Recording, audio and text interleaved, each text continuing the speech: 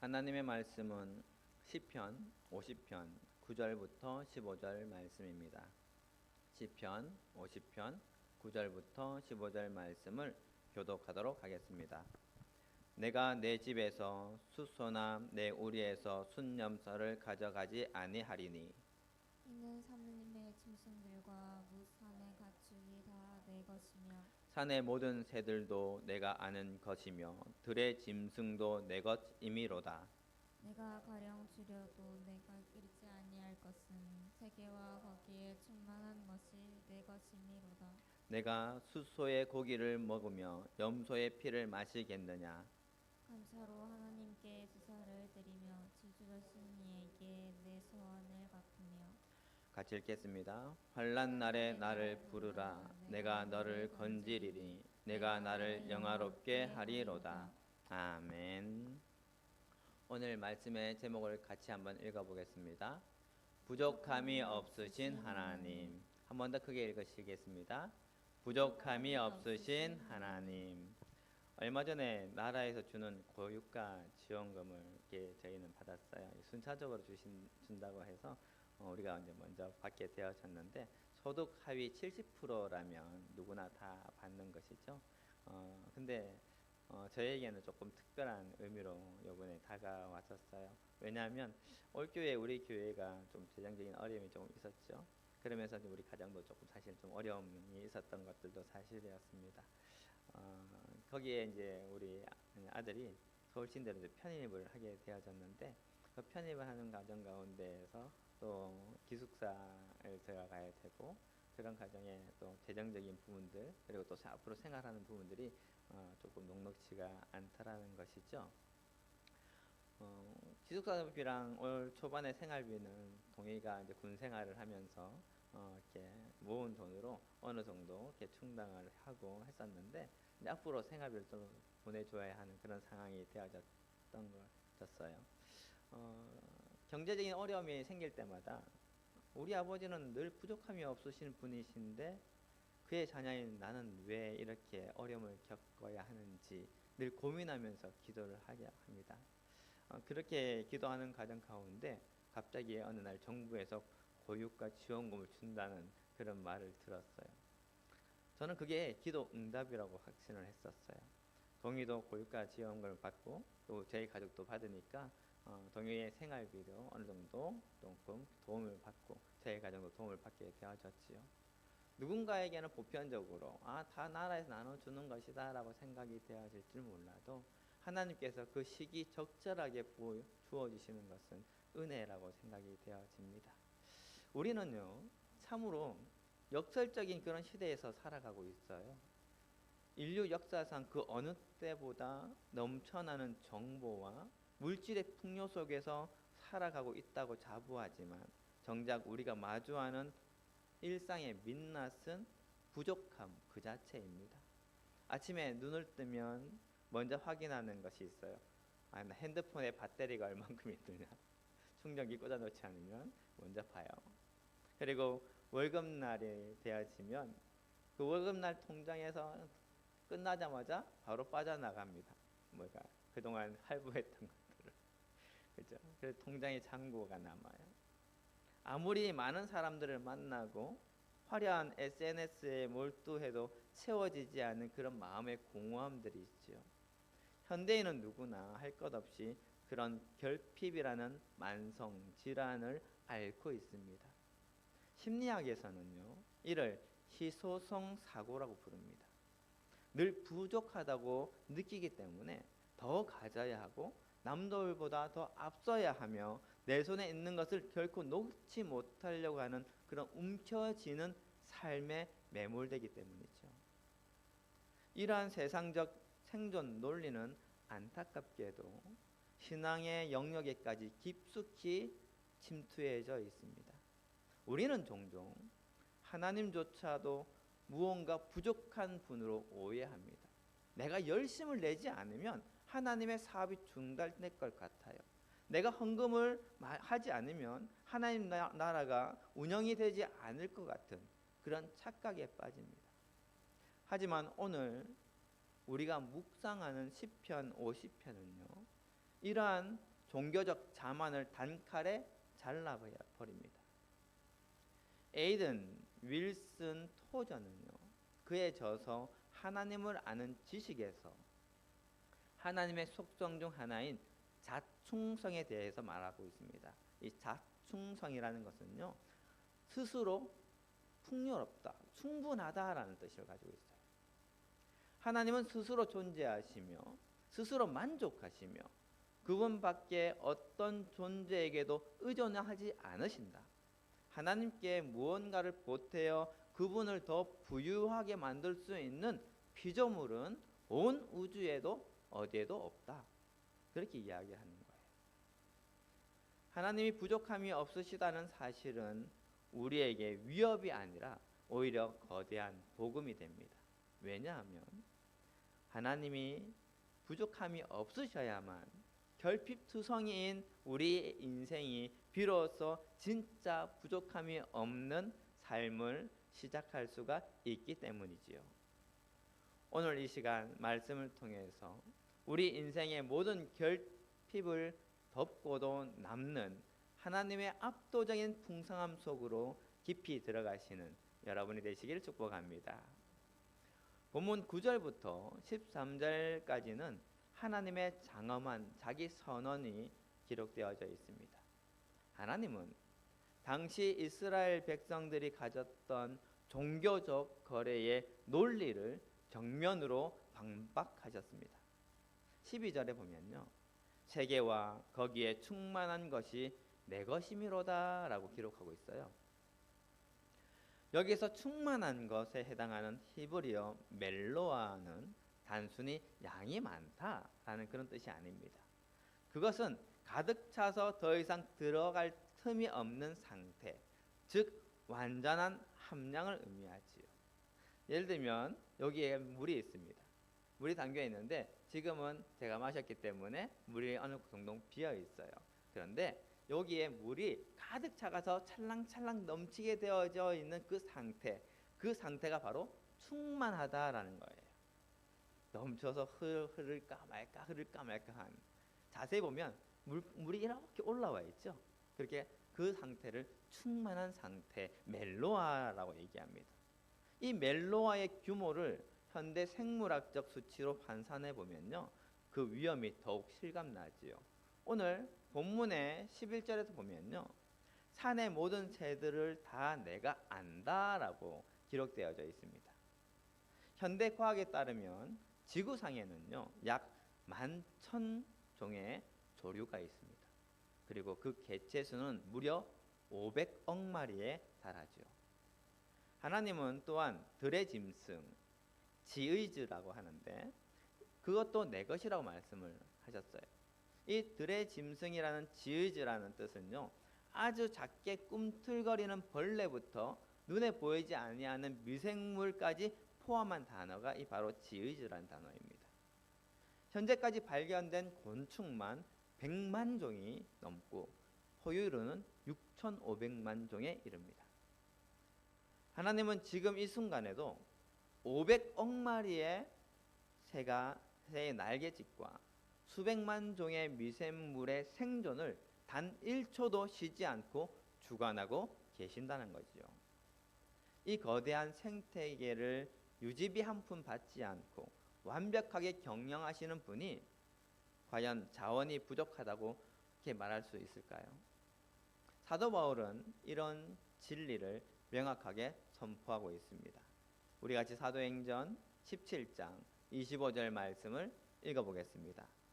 또 무엇이 부족한 것처럼 사람의 손으로 섬김을 받으시는 것이 아니니 이는 만민에게 생명과 호흡과 만물을 친히 주시는 이심이라. 아멘. 하나님은 모든 사람들에게 그리고 모든 만민에게 생명과 호흡과 만물을 주시는 분이십니다. 그러니까 하나님은 수혜자가 아니라 시혜자입니다. 온 우주가 하나님의 거대한 냉장고이자 창고인 셈이라는 거지요. 오늘 12절 말씀에 보면요, 내가 가령 줄여도 배가 고파도 라는 뜻입니다. 라는 가설은 하나님의 거룩한 독립성을 보여줍니다. 이 줄여더라는 뜻의 라이브라는 것은요, 생존을 위협받는 극심한 허기입니다. 단순히 배고파라는 뜻이 아니라 이 배고픔 뒤에는 뭐가 있어요? 죽음이 있다라는, 그 정도로 허기가 지는 뜻을 이야기합니다. 하나님은 설령 당신에게 그런 허기짐, 결핍이 생기는 불가능한 상황이 닥치더라도, 그 상황 자체가 불가능하지만 만일 그렇다 할지라도 피조물인 인간에게 도움을 구걸하지 않으신다라는 거예요. 내가 아무리 굶어도 난 너희에게 무엇을 요구하지 않을 거야 라고 하는 거예요. 내가 너에게 도움을 요구하지 않을 거야 라는 거예요. 피조물이 나에게 너는 나를 도울 수가 없어 라는 거죠. 태양이 스스로 빛을 내기 위해서 우리가 횃불을 던져줄 필요가 없듯이 하나님은 우리의 예배나 예물이 없어도 여전히 완전하게 영광스러운 분이십니다. 우리가 이 사실을 인정할 때에 우리의 신앙은 하나님을 도와드리는 종교에서 하나님의 충만함에 젖어드는 생명으로 바뀌게 됩니다. 하나님은요, 하나님의 부족하심이 없으심은 관념적인 이론이 아니라는 거예요. 이론적으로 하나님 부족함이 없으시다라는 뜻이 아니라는 거예요. 실제적이라는 거지요. 그 실제적인 사건이 무엇이냐면 바로 이스라엘의 광야 40년입니다. 우리 같이 신명기 8장 4절 말씀을 읽어보겠습니다. 이 40년 동안에 내 의복이 헤어지지 아니하였고 내 발이 부르트지 아니하였느니라. 아멘. 사막 한가운데에서 약 250만 명의 인구가 40년을 버틴다는 것 가능할까요? 광야에서 농사도 지을 수 없는 곳, 척박한 땅, 낮에는 뜨거운 햇빛과 밤에는 추위, 그리고 수많은 그런 독충들과 뱀들, 그런 들짐승들의 위협 가운데에서 이 250만 명이라는 사람이 과연 그 생명을 보존할 수가 있을까? 그것도 40년 동안.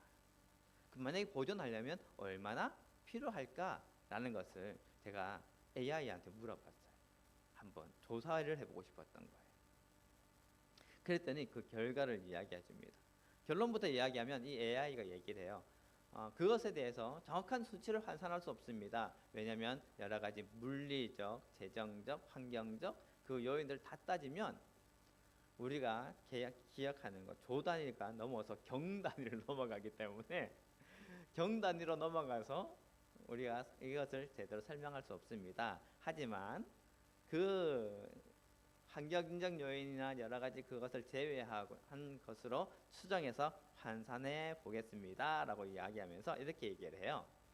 250만 명에게 하루 3번의 식사를 제공한다고 가정했을 때에 하루에 7,000원으로 잡더라고요. 7,000원.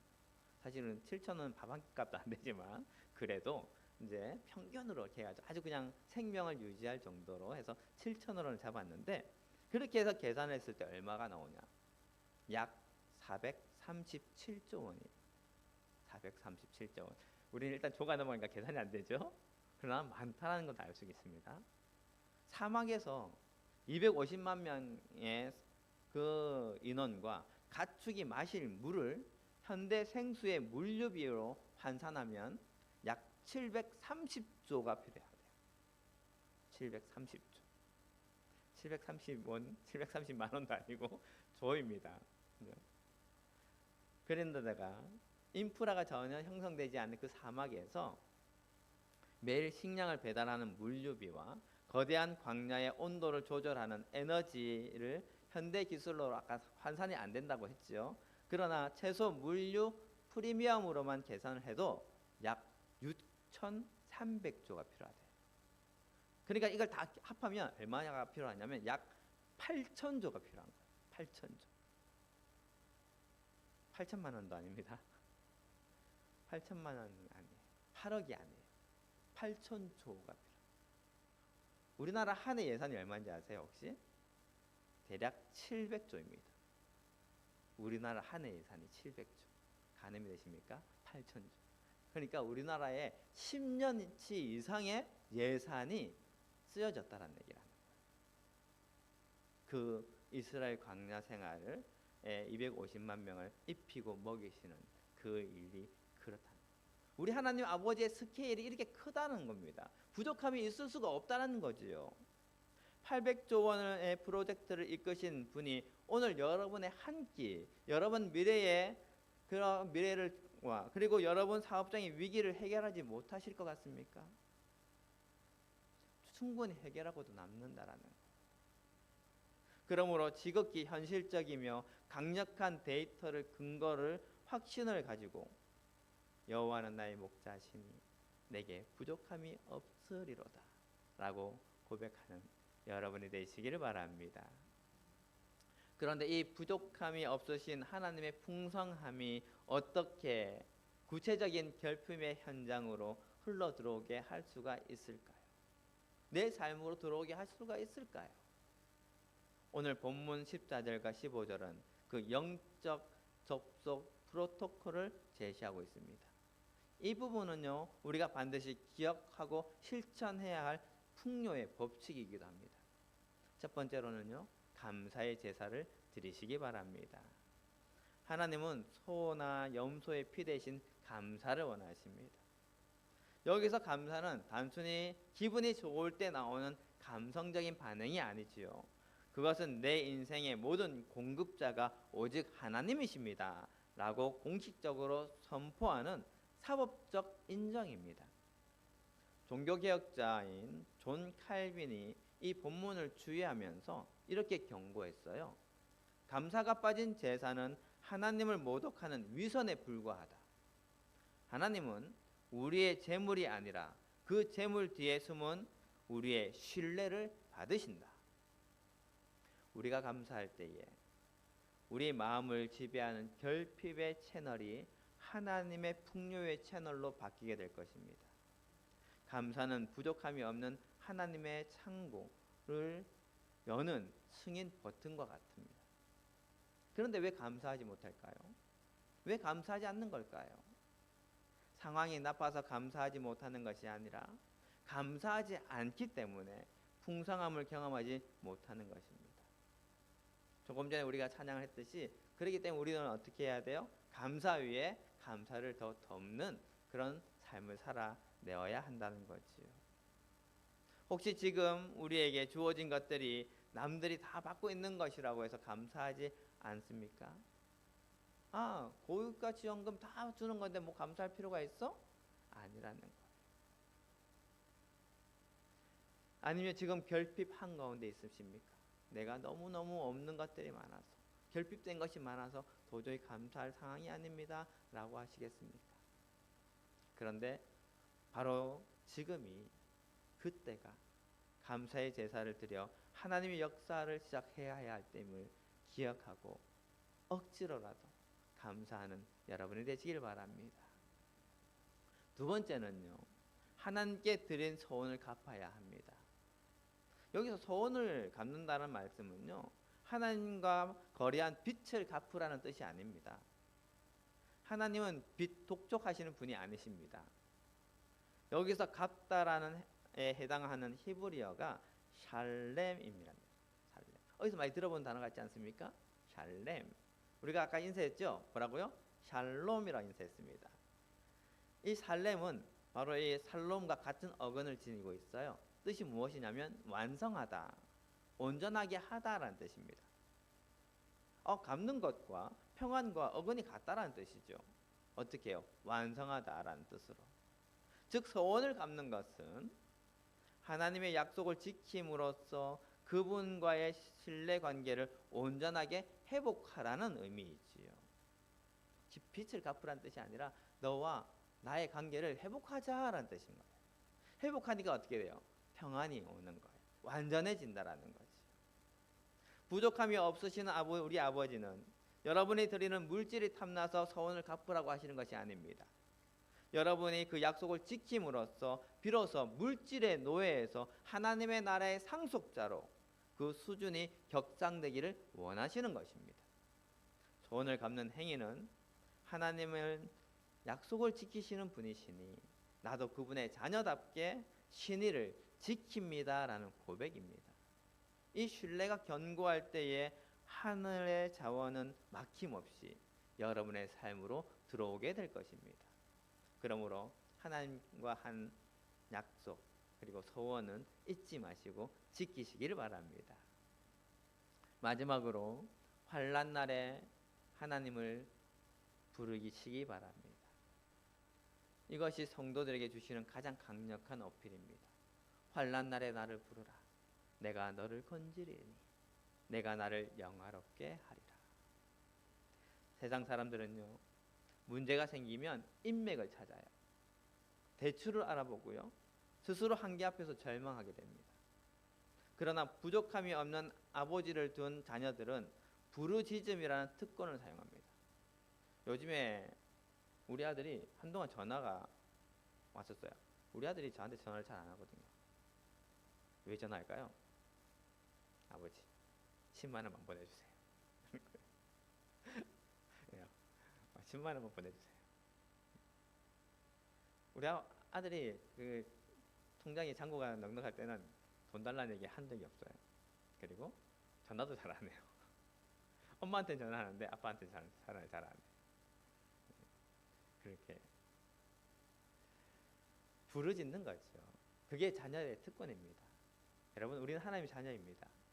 하나님께서 우리의 부족한 것을 너무너무 잘 알고 계세요. 그러니까 어떻게 해요? 부르짖어야 한다라는 거예요. 오늘 말씀을 준비하면서 올해 우리가 함께 부르짖었던 기도 제목들과 개인적으로 부르짖었던 기도에 대한 응답을 되돌아보는 시간을 가졌어요. 작년 말부터 올해 초까지 사실 우리 집사님이 일이 없어서 많이 어려웠죠. 교회도 어려웠죠. 그리고 또 우리 우선희 성도님의 또 대장암 수술에 문제가 있었고, 백혈병으로 하나님의 부르심을 받은 이정국 집사님도 계셨습니다. 그리고 동의의 어떤 기숙사, 서울신대 기숙사 문제가 있었죠. 이 외에도 여러 가지 문제들을 놓고 우리가 새벽마다 예배 때마다 부르짖어 기도했었습니다.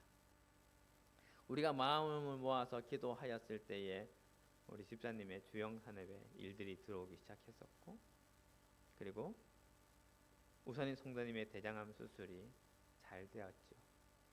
백혈병으로 힘들어하는 우리 이정국 집사님도 평안하게 하나님 품에 안기셨어요. 물론 동의의 기숙사 문제도 잘 해결되었고, 그 외에 기도에 했던 그 문제들이 풍성하게 응답되어진 것들을 발견하게 되어졌고 다시 한번 알게 되어졌어요. 심지어는 제가 그런 기도했었어요. 기도하다가 하나님, 저에게도 외부에서 말씀을 전할 수 있는 기회를 주시면 좋겠어요. 왜 기도가 그렇게 나왔는지 모르겠지만 한번 그렇게 기도를 하고 그냥 넘어갔었어요. 그런데요, 놀랍게도 지난 4월에 제가 은혜교회에 가서 말씀을 전하고 왔죠. 다음 주는 수영동 교회에 가서 말씀을 또 전해야 하는 은혜를 또 주셨어요. 그리고 어제 갑자기 전화가 왔는데 여기 부영교회에서 말씀을 또 전해달라고 연락을 받았습니다. 우리가 하나님께 부르짖었던 것들은 하나님께서 외면하신 적이 없다라는 거예요. 심지어는 신음 가운데 읊조리는 것도 하나님께서 기억하신다라는 거예요. 눈물을 흘리며 기도하는 그것들도 하나님께서 반드시 듣고 응답해 주시더라는 거예요. 우리의 기도는 하나도 땅에 떨어지지 않습니다. 기도해도 안 되는데, 아니에요. 내가 기도를 하지 않았기 때문입니다. 내가 기도하면 하나님께서는 반드시 응답해 주십니다. 언제요? 가장 좋을 때, 가장 적절할 때, 가장 필요할 때, 가장 하나님께서 되었다 할 때에 그 응답이 이루어질 줄 믿습니다. 우리 같이 예레미야 33장 3절 말씀을 읽어보겠습니다. 너는 내게 부르짖으라. 내가 내게 응답하겠고 내가 알지 못하는 크고 은밀한 일을 내게 보이리라. 아멘. 오늘 본문과 예레미야 말씀에서 부르라라는 그 말씀은요, 단순히 이름을 부르는 것이 아니라 내 삶의 문제 한복판으로 주님을 공식적으로 초청하는 겁니다. 하나님, 내 문제를 들여다봐 주세요. 하나님, 나의 상황을 들여다봐 주세요. 하나님, 내 마음을 좀 들여다봐 주세요. 전적으로 내게 역사해 주세요. 내 삶을 인도해 주세요. 그렇게 하나님을 초청하는 거예요. 우리가 하나님을 부를 때에 그것을 하나님께서 민폐라고 생각하지 않으십니다. 오히려 기뻐하십니다. 내 사랑하는 자녀가 나를 부르는구나.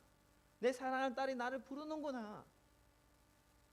그래서 하나님께서는 우리의 문제를 해결해 주심으로 하나님의 풍성함이, 그 부요함이 얼마나 위대하고 큰지를 세상에 증명하고 싶어 하십니다. 여러분의 구원이 곧 하나님의 영광이 됩니다. 부족함이 없는 아버지를 둔 자녀라면 이제 구하처럼 혼자 끙끙거리지 마시기 바랍니다. 하나님은 여러분의 아버지가 되시고 그렇기 때문에 여러분의 부르짖음을 기다리고 계십니다. 사랑하는 우리 명지교회 성도 여러분, 여러분의 아버지는 부족함이 없으신 분이십니다. 만천여종의 새를 돌아보시고 100만 종의 작은 생명까지 다 당신의 것으로 관리하시는 분이십니다. 40년 광야길에서 8천조의 공급을 쉬지 않으셨던 완벽한 경영자이십니다. 그러므로 우리가 아버지의 뜻 안에서 감사하며 신실하게 약속을 지키고 고난 중에 아버지를 부를 때에 우리의 삶은 더 이상 밑빠진 독이 아니라 넘쳐 흐르는 시냇가가 될 것입니다. 이제 더 이상 결핍의 노예로 살지 마시기를 바랍니다. 움켜쥐려는 손을 펴서 하나님의 풍성함을 신뢰하시기 바랍니다. 부족함이 없는 하나님 아버지가 여러분의 오늘과 내일을 완벽하게 책임져 주실 것입니다. 이번 한 주간 부족함이 없으신 하나님의 풍성함을 마음껏 누리고 세상에 자랑하는 부족함이 없는 여러분이 되시기를 주님의 이름으로 간절히 축복합니다. 기도하시겠습니다. 부족함이 없으신 하나님,